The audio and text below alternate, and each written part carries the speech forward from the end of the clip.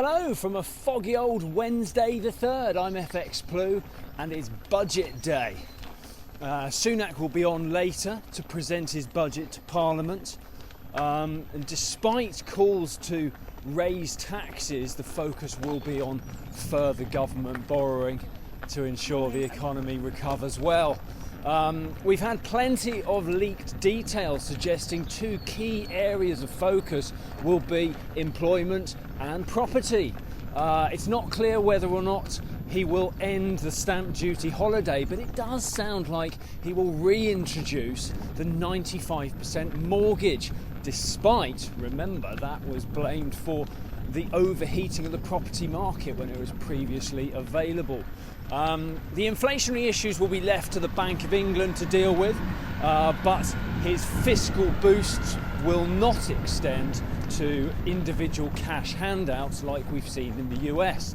High street and hospitality venues will probably receive a direct cash grant to help them manage the expected cash flow shortages when they reopen, though.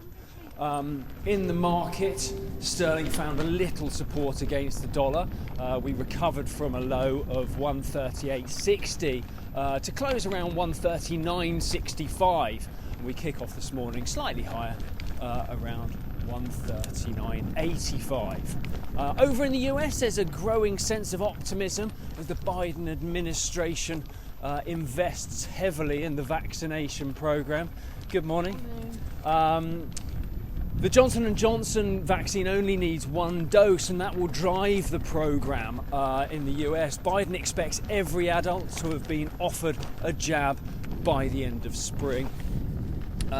As the pandemic subsides, emphasis will need to shift from support to stimulus, and more focus will be given to employment and job creation. We'll just have to see if that means we have some bigger numbers on Non-Farm Friday later in the year. But Biden's longer-term plan is to repatriate jobs that were exported to Asia in order to help reignite domestic manufacturing. However, as it's been said before, that's a lot easier said than done. The eurozone is heading for a double-dip recession this spring. It came as no real surprise to see economists forecasting Q1 GDP to be negative, especially as the vaccination numbers and the plans to reopen economies still lag way behind the rest of the G7. It might be worth keeping an eye on continental inflation, though.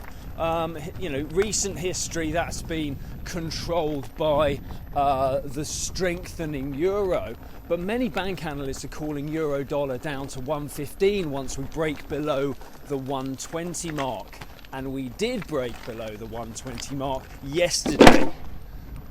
We dropped to 119.90, but we did recover on the day to a close around 120.90, which is where we opened today, but worth keeping an eye on all the same. Right, that's it from me. Have a wonderful day. Join me again tomorrow. If you do not have a clue, then just tweet through and ask FX Blue.